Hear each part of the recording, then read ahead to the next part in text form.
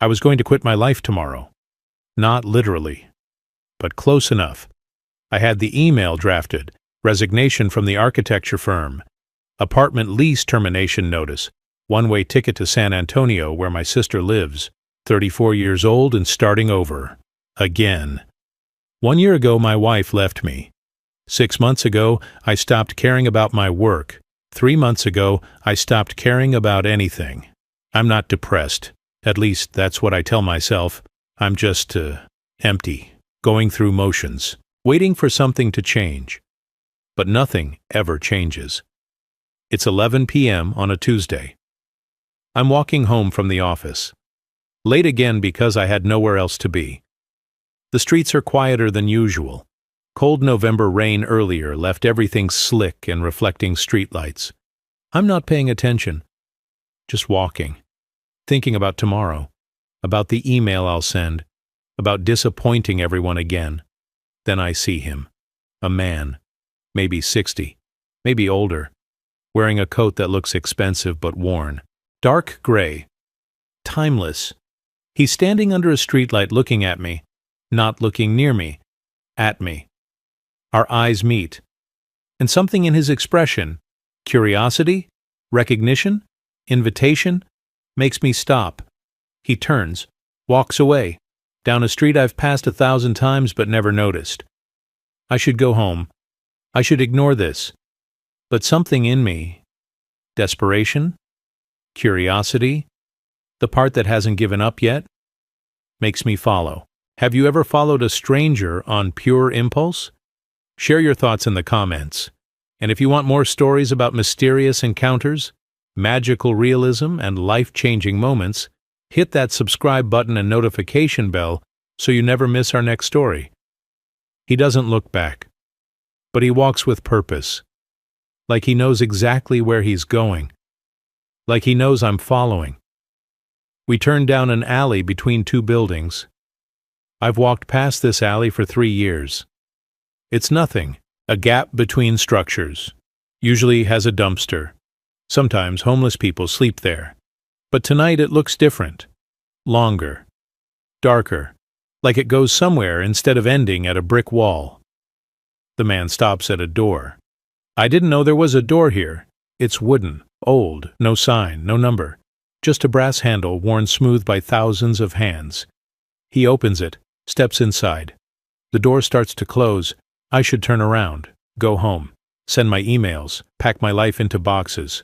Instead, I run, catch the door before it closes, and step through. The first thing I notice is the smell. Not food, not exactly. Something deeper, like memory made tangible, like walking into your grandmother's house on Christmas morning when you were 7, like the moment before something perfect happens. The second thing I notice is the silence. Not absence of sound, but quality of sound. Muffled, intimate, like being underwater but able to breathe. I'm standing in a small foyer, dark wood, soft lighting from sources I can't identify. A narrow hallway ahead, music plays somewhere, live music, a piano, playing something I almost recognize but can't name. Good evening. I turn. A woman stands beside me. I didn't hear her approach.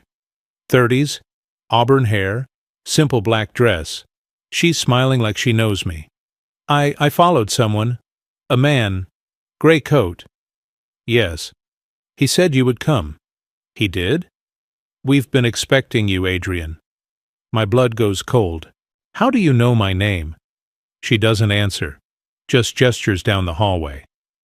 Your table is ready. I didn't make a reservation. You didn't have to. What is this place? The Threshold. She says it like it explains everything. Welcome, I'm Isabel. She starts walking. I follow because I don't know what else to do. The hallway opens into a dining room. Small, maybe 10 tables, all occupied, all intimate. Couples, individuals, small groups, everyone talking in quiet voices. Or not talking at all, just eating, savoring. The lighting is impossible to describe, not bright, not dim, like golden hour frozen in time. candles on every table. But the flames don't flicker. They burn steady, still. The walls are covered in something, tapestry, wallpaper, that seems to shift when I'm not looking directly at it. Patterns that might be maps, or constellations, or nothing. Here, Isabel says, a table in the corner, set for one. White tablecloth, real silverware. A single candle. A small vase with a flower I don't recognize. I don't have my wallet. There's no charge tonight. Why not? Because you needed to be here. She pulls out the chair. I sit, because I'm in shock, or dreaming, or both. Your server will be with you shortly. Isabel disappears. I look around. The other diners. They're absorbed in their meals, in their thoughts. Nobody's on their phone. I reach for mine automatically. Dead. Battery was at 60% when I walked in. I try to turn it on. Nothing. First time? I look up. A waiter, young, maybe 25, wearing black, holding a small leather folder. Yes. What is this place? A restaurant. Obviously. But how did Isabel know my name? How did I get here? Where's the menu? He smiles, opens the folder. Inside is a single card, handwritten, beautiful calligraphy. But it's not a menu. It's a question. What would your life taste like if you'd chosen differently? I stare at it. I don't understand. You will. May I bring you the first course? I didn't order anything. You don't need to. We know what you need. He leaves before I can respond. I sit there, alone, at a table in a restaurant that shouldn't exist, with a question I can't answer. Around me, other diners eat in reverent silence. Some have tears on their faces. Some are smiling. The piano continues. That song I almost recognize. I should leave. But I don't. Because for the first time in months, I'm curious about something. The waiter returns, carrying a single plate, sets it in front of me. It's a soup, clear broth, simple, steam rising in patterns that look almost deliberate. What is this? Remembrance. That's not a type of soup. It is here. He leaves. I look at the soup. It smells like... I can't describe it. Like comfort. Like home. Like something I lost and forgot I was missing. I pick up the spoon. The moment the soup touches my lips, I'm 7 years old. Not metaphorically. Not, it reminds me of. I am 7 years old. I'm sitting at my Nana's kitchen table. She's teaching me to draw, showing me how to see the world differently, how to notice the way light falls, how to find beauty in ordinary things. Son, she says, you have a gift. Don't waste it. I loved drawing then, loved creating, dreamed of being an artist. So 10 years later I chose architecture. Profitable. Safe. I stopped drawing for joy, started drawing for clients, for money, for approval. The memory fades. I'm back in the restaurant. The soup is half gone. I'm crying. I didn't know I was crying. The waiter appears, removes the bowl, says nothing. I wipe my eyes. Look around. Nobody's watching or everyone's too absorbed in their own experiences to notice. What the heck is this place? I whisper. No answer.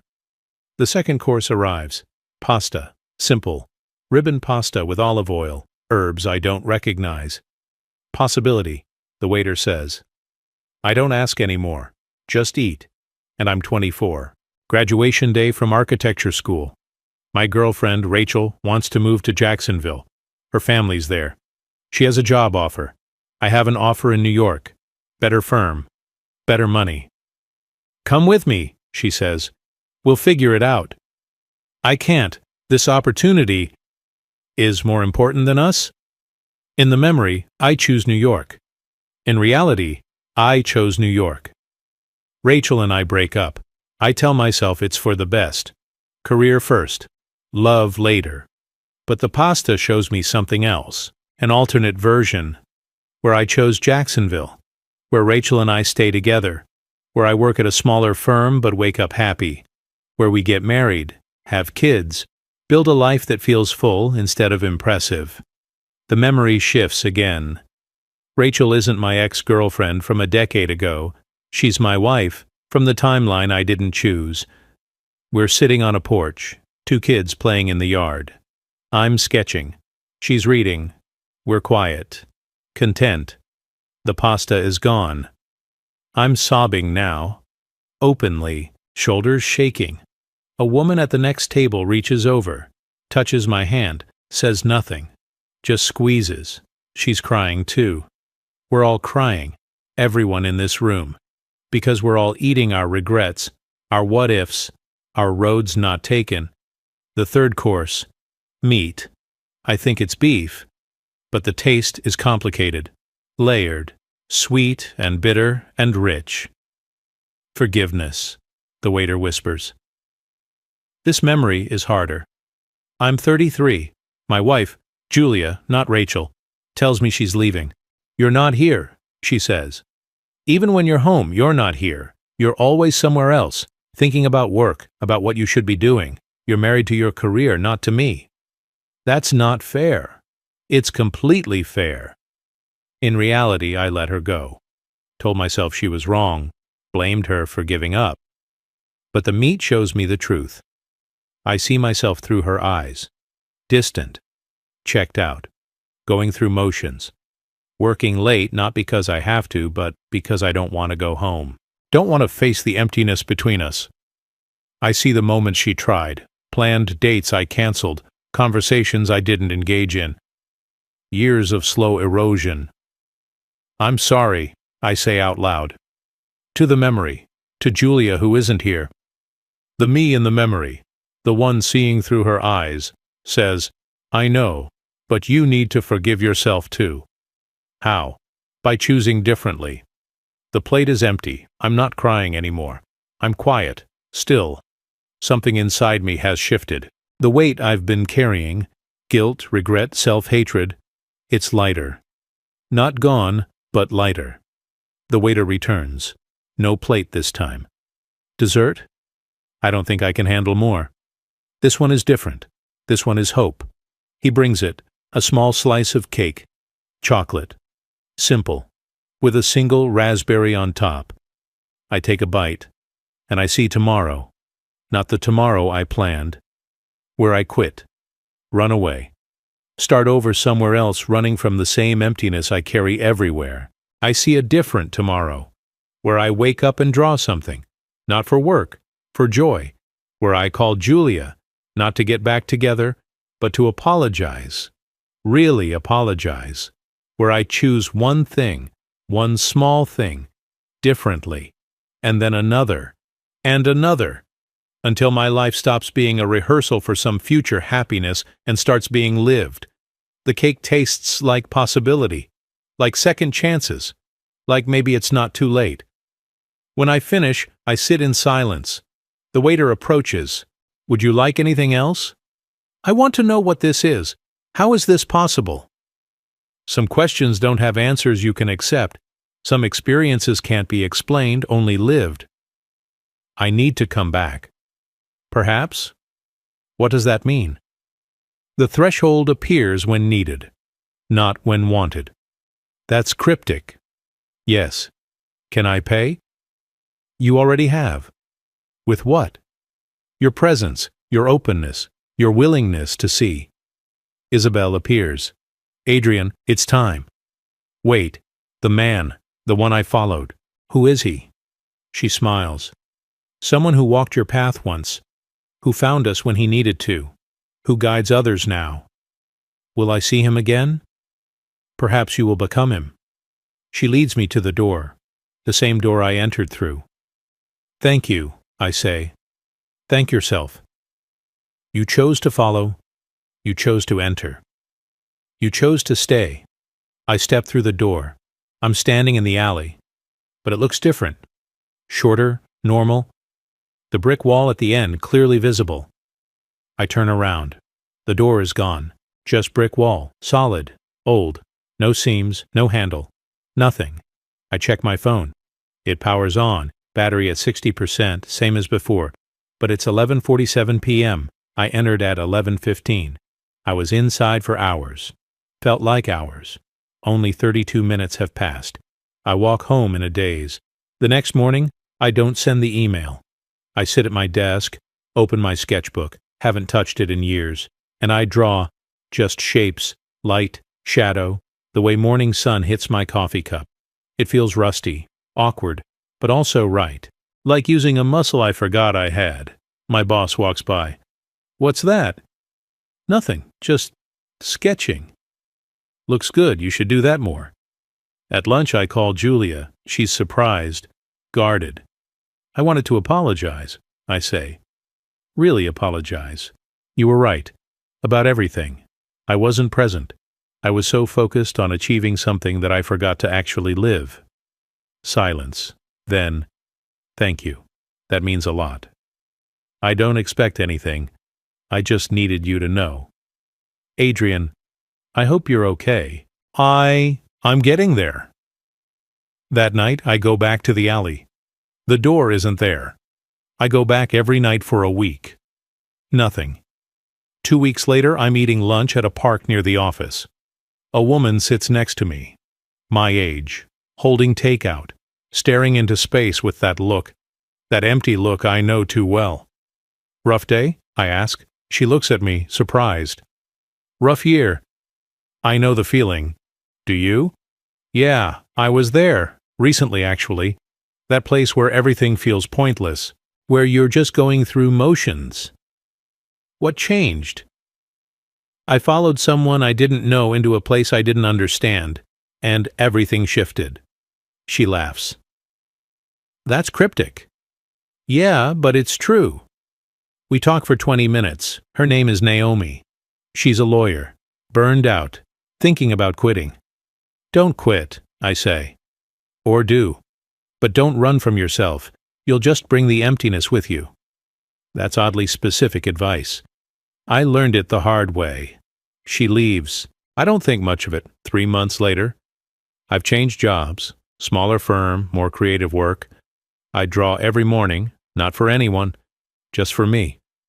I discovered that I didn't need to quit my career to do the things I enjoy, nor did I need to work myself to death to earn a good salary.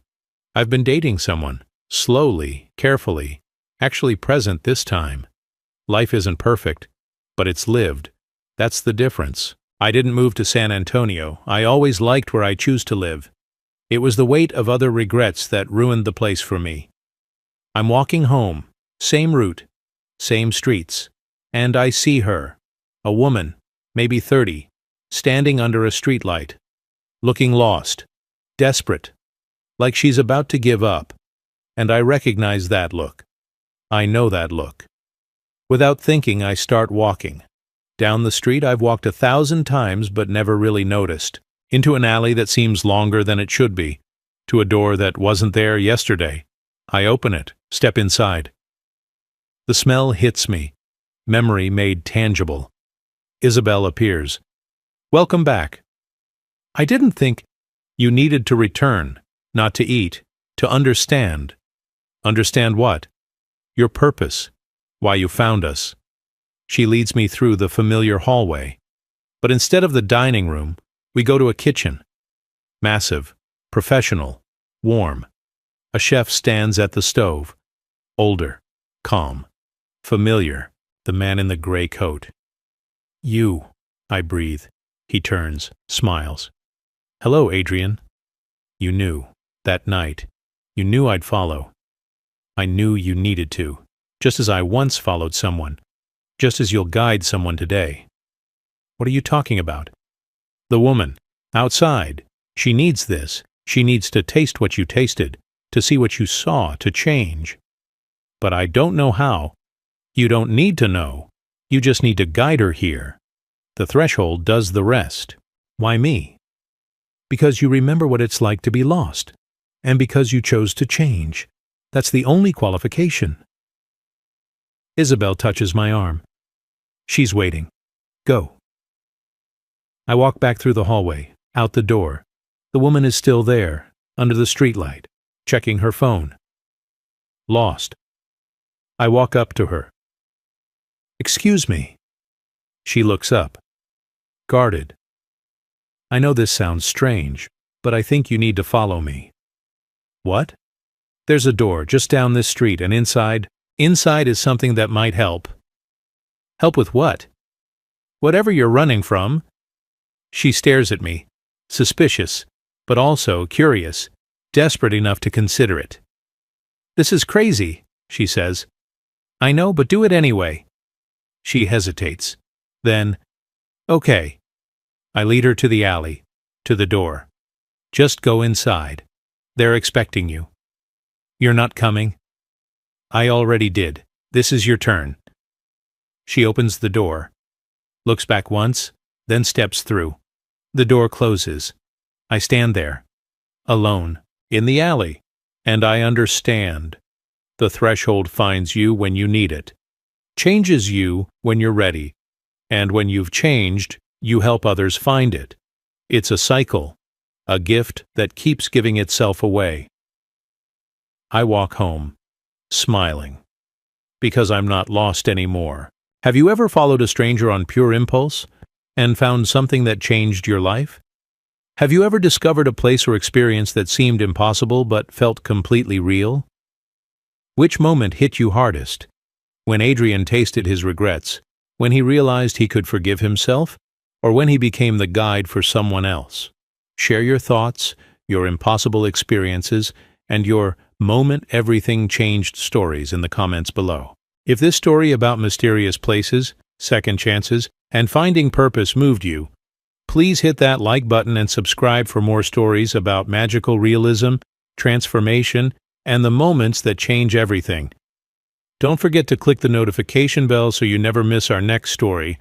Thanks for watching, and we see you in the next one.